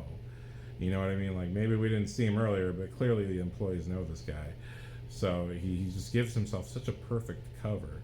But during that scene when they go get the box, and he's shorter, Cooper is taller than the merchandiser. As you can hear, the merchandiser gets on some kind of step ladder and it's not high enough. And he's just, and then Cooper, just because he's so tall, just picks it up. And he's like, wow, you are strong, man. You know what I mean? And again, I've been that guy where I'm the taller one so I can reach the thing. So it's filled with so much just normal, mundane humanity that it's so relatable as a film. And then when it gets to the box cutter moment, where he's like, oh, can you hold this box cutter for a minute? It's weird because when I worked in retail, the box cutter was actually attached by a wire specifically so that we wouldn't lose it. But most people didn't have the wire, but some did. And that was the recommendation. If you can, get it with the wire so that you're not losing your box cutter around, because someone could take it, someone could get hurt. But here was a situation, though, his box cutter ain't attached, and he hands it to the guy, and again, we're knowing he's a killer for 30 minutes at this point, and I just had this horrible tension of like, oh my god, is he gonna kill this guy in this scene? And then he doesn't. You know, again, if a dead body starts showing up, then people are gonna be watching the cameras and he's gonna be caught. But just that tension is part of the fun play of this movie. That it rides, it's a thriller. It's not a straight horror movie. It's not a slasher flick. It's a thriller. So in those terms, it's really just about that constant tension.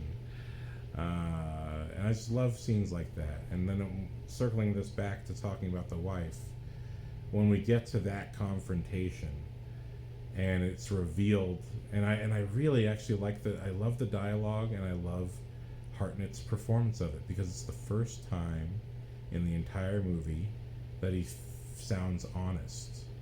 And he says, you know, I thought the stadium was the trap. Which again, that's also the writer and director communicating to the audience. Oh, I thought this was a trap, but actually the trap starts here.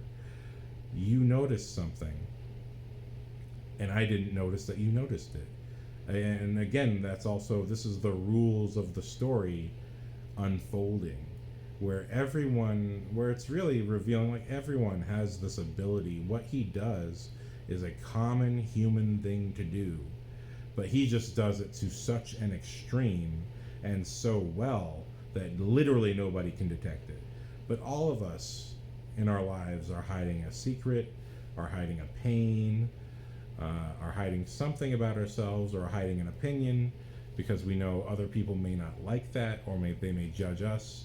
Even if it's not our fault, they might judge us in some kind of unfavorable way for something that happened to us. And we all do it. And I think, especially in these kind of cases, and I think we've seen on interviews before, like, I had no idea my son would be a serial killer. I had no idea my husband was a serial killer. Oh my God. But, you know, did you really not know? And I think what's cool about this scene with their confrontation, and it's in her perspective, is that she's literally laying out, like, and being honest, like, yes, I did notice, and I thought you were having an affair, and then it turned out I wasn't. And that's what freaked you out. And I just thought, whoa, you know what I mean? I just thought, wow. Again, another, talking about a convention like cheating, which is totally just a normal domestic issue. And the fact that, oh, it's not cheating, well, then that's very fucking scary. What the hell are you doing with the secret house? You know what I mean? And I just love the learning about everything. And even though, you know, I think, although the rule is show don't tell, it's not really a true, genuine rule, because so much of the time we are all just telling things that people can't possibly see. Hence why people can be a good liar, because you're telling a story about yourself that might not even be true, and people are just going to eat it up because they think you're being honest. But when you look at this movie, and you look at this relationship, and this whole scene is about being honest and being yourself. And, well, now that I'm being honest and being myself, what does that mean? But one of the things that really scared me during this scene, you know, or actually, I think maybe he said it earlier. No. there's two moments that genuinely scared me because actually I related to it. When he hides the family after banging on the bathroom door, it is a scary moment to think, oh shit, where'd the family go? And even Lady Raven's like, what, how did you get rid of them? What the hell happened? You know? And then he says, well, I locked them in my daughter's room. I have, he has keys to every room. But then when he gets Lady Raven in his wife's car, he says this line to Lady Raven. He says, just one more murder, suicide, and the monster can stop. And that's when Lady Raven tries to manipulate him using things prepared for her by the professor who's helping the cops. And that's, it was such a weird thing, but it's such a weird moment for me where I didn't think it was her performance was wrong. I was just like, why is the scene going this way? But the fact that he was just onto it, like, oh, the professor told you what to say. You're saying the fact that he was onto it brought me back. But when he says the murder-suicide part, it was actually the suicide part that got me. I was like, oh. So he does feel. I mean, he's a bit of a psychopath, but he absolutely does have feelings.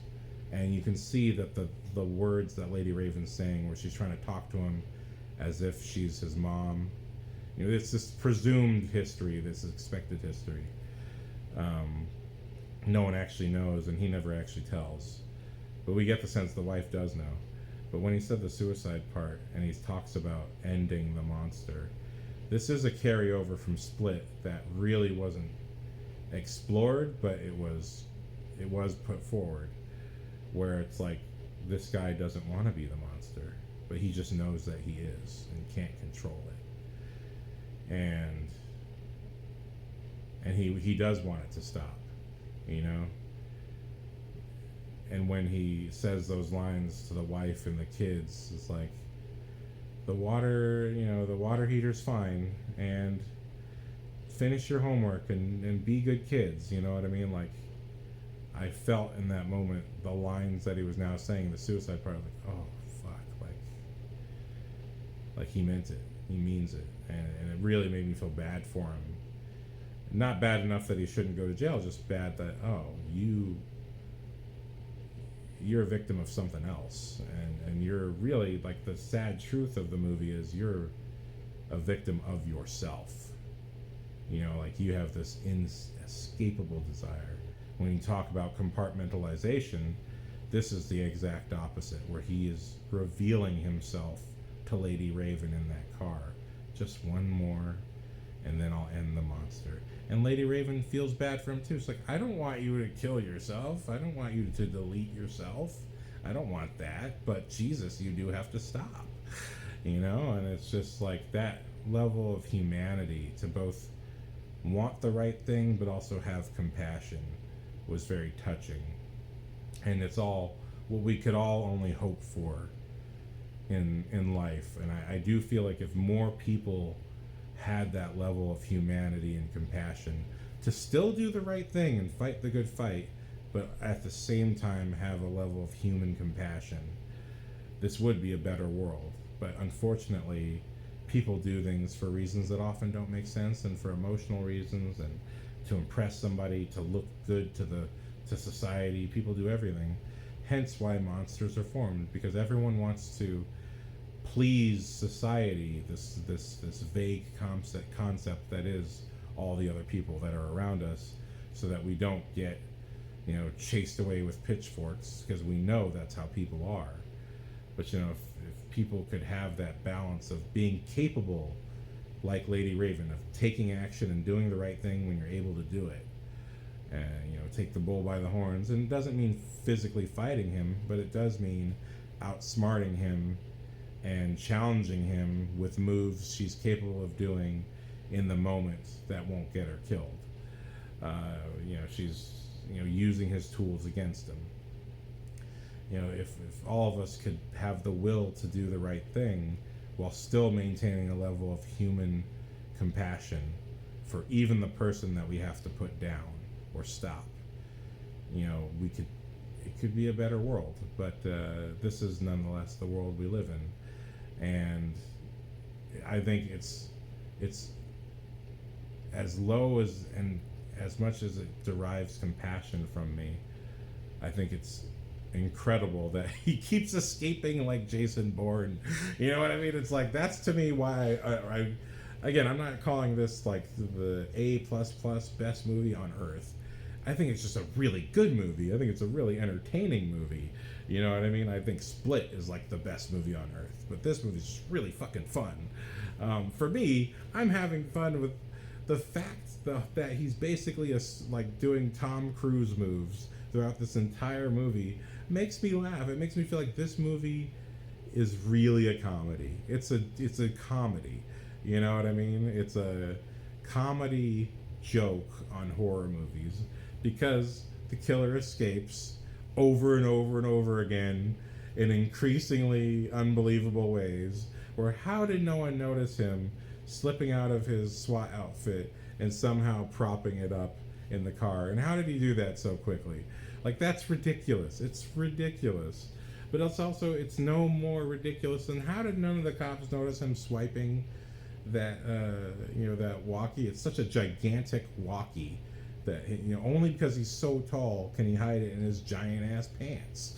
You know what I mean? But it's such a big walkie out of such a big, because no one's looking in that direction. And not only that, he played the role so well of being just, I'm just an employee just trying to get my coffee. You know what I mean? And then he made no one notice him. He knows how to become invisible. And the best way to be invisible is to be perky. And it's like, no one wants to deal with a perky person in the morning. Everyone's just trying to get their coffee and do their job. It's like, get out of here. It's like, it's not that kind of day today, sir. Go away. You know what I mean? But nonetheless, that's a giant ass walkie you yanked out of that thing and you just hide it in your pocket. I love that. I was like, wow.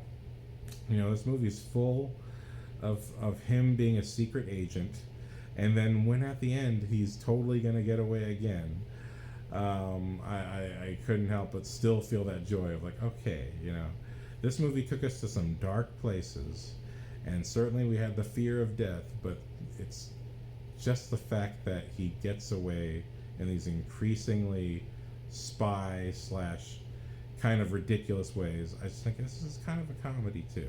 This movie has a sense of humor about it. It's just a sense of you're just not hearing, and it's a joke. You're just getting all the things that make it clearly a joke, but you're not hearing, ha ha, you know what I mean? But that to me is what the ending is. The ending is the punchline, like, here we go again. More fun's gonna come because I'm just too good at what I do, And I knew it. I knew they were gonna do something. There's only one reason they wouldn't be handcuffing him behind the back, and that would be because he is going to need a convenient way to escape. It's just like, why don't we just kill him, Dr. Evil? No, that's not how it works. You know what I mean? So anyway, that's my complete thoughts on Trap. I thought it was really solid filmmaking. There's nothing wrong with this movie, I don't think. And I understand where people would be coming from when you're watching it and it feels like an incongruent experience. I totally get that, but it's just the more I thought about the movie, especially after watching the interview and having a good night's rest, the more I thought about it, I was like, no, this movie is on point. It actually is one complete story and one complete premise. It just feels like it's not, because, and I think it really just has to do with environment, because if it's basically a one location, even though there's multiple locations, because we're just in the stadium at all times, it feels like that's what this movie is. And also that's what the trailer told us.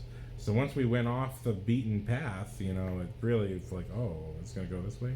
But if you really think about it, if you really think about who the hero is and who the villain is, and when you think about that the daughter idolizes her and she has a message for the daughter, the message is also for him, to let go of past pains and to make something positive with your life. And again, it's in his look, but I didn't quite read it that way. I was more thinking about, in his mind, that this is when everyone turns on the light from their cell phone. In his mind, this is like, wow, all the cameras. Okay. But I also love that when M. Night Shyamalan talked about that moment, from his point of view, this is actually a silent rejection from Cooper saying, I'm going to beat all of you. Because also, it did also seem like a defiant move from him not to put his cell phone light up. You'd think he would, because he's basically, everything else his daughter is doing, he's kind of mirroring it and reflecting it, except that. I noticed that. Like, his daughter wants the shirts, he's in the shirts. His daughter wants food, he's in the food. His daughter wants to go on stage, he gets her on stage. You know what I mean? Only because it benefits him, but nonetheless, it still benefited her, and it gave him that moment of, I did a good dad thing. You know what I mean? And again, I just love that layer. You know what I mean? I think if you do your best to be a good parent or a good older family member to kids, you know that feeling of, I did a good uncle thing. I took my nephew and he had a great time at the park. I did a good thing. Yay! He's happy. He's not throwing a tantrum because he got his little runaround. Cool. You know what I mean? Or I got him his favorite toy and he smiled. Oh, yay! Just so to have that relationship to this movie where I'm like, oh, I'm seeing I know that look. That's the proud parent, proud older relative look of I did a thing that made the kid happy. Yay! You know what I mean?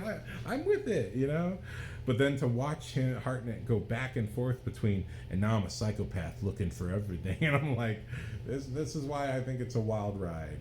Because really, it's one movie about a man who has his compulsions, but also has his methods, And I think if I had to compare this movie to anything, it's Scream and The Killer that came out recently with Michael Fassbender. Which, you know what, I didn't even think about how that movie had a sense of humor too. Because I didn't like the movie when I watched it because I thought, wow, he's called the killer, but everything he does doesn't actually work out. You know what I mean? But actually, that is actually the joke of the movie. And spoiler alerts, I'm sorry. But the movie starts off with this incredibly, almost pretentious voiceover about how well planned out everything has to be to do your job right. And then immediately he shoots the wrong person, he gets exposed, and he has to run. And this failure leads to everything else. And literally everything else he does in the movie, he fails in some kind of stupid way. And it's just like, the joke of the movie is that he is not as competent as he thinks he is. He might, look good. He's Michael Fassbender, handsome man. He might have a mostly good plan, but there's always some element that he doesn't think about or doesn't expect, and it totally screws him over and almost gets him killed every single time. And not in the kind of way of, oh, the person I'm trying to get is just so good. Just in that, wow, he did not think far enough ahead. Or he was not actually prepared for the situation he put himself in. And that he survived is ridiculous. Whereas this movie, to me, the joke is the opposite. It's just like, this guy is so stupid good at everything. How is anyone supposed to catch him? You know what I mean? It's like, and then when you give him the convenience of not being, handcuffed behind the back, it's like, yeah, come on. I thought you were trying to capture him. Like, you can't just give him free hands, man. You can't give him free hands. And why would you let him pick up the bike? I mean, that was so weird. But again, these are the filmmaker's conveniences that allow the ending to happen. And again, it's a cliffhanger. You don't know for sure what's going to happen next. Is he going to go back to his wife again? Or is he going to let that go and go do other horrible things, Is he now just allowed to be free serial killer doing whatever he wants to do? I'm down for a trap 2. I don't need a trap 2, but I'm down for a trap 2. You know what I mean? I'm very curious where this would go. Because in many ways, I feel like this movie is the action version of Hannibal Lecter. Hannibal was a creepy horror movie about a serial killer on the loose. Whereas this movie is very creepy, but like I said, his spy-like precision makes it a fucking joke to me. Where in Michael Fassbender's movie, he's incompetent, but he thinks he's great. This guy, is just too good. It's ridiculous. I can't not think it's funny. I was like, dude, I saw this in Mission Impossible 3. I know what you're doing. You know what I mean? You clearly watched Mission Impossible 1, 2, and 3 a lot. And got better than Tom Cruise at it, clearly. God damn. Put you in the CIA, and as long as you don't start killing people again, you'll do fine. Damn. But anyway, so that's my full and final thoughts on Trap. Really enjoyed this movie. Top-notch filmmaking from a top-notch filmmaker.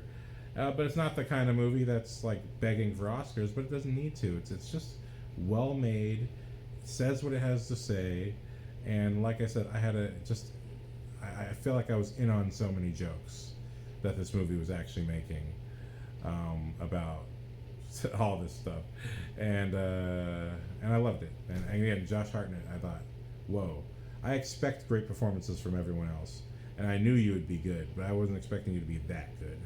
Josh Hartnett, this is a great movie to have where your main actor is really surprising. And I love that this is kind of the year of that.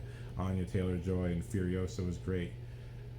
Lupita Nyong'o in A Quiet Place Day One was great, but Josh Hartnett was unexpected. I didn't think he had creepy layers and he could do it so well. I'm like, dude, look at you! Holy shit! I want more of you again. Like, god damn it, do Trap or do some other spy movie, do something. I want to see more of exploring what you got in your tool belt, dude, because I didn't know you'd be this fucking creepy, but also creepy in kind of an engaging and entertaining way. I was like, oh, okay, all right, you know, because I think it's still that kind of bold bad boy coolness, you know what I mean? There's still, I don't know if that's just him or is just the fact that that's what he did when he started out, that it's just kind of a baseline ability. But the fact that he could just be occasionally so very cool, and I'm like, it's still there. You're still smoking that cigarette and blowing the smoke in Famke Johnson's face, I see. But you're doing it underneath waspy dad face. You know what I mean? Like, wow. It's like, I want to punch you in the face until you start staring at things. And I'm like, go away. So anyway, great time, great movie. Wow, this was a long one. Thank you for watching. Aloha. Can't wait for the next one, M. Night. Awesome.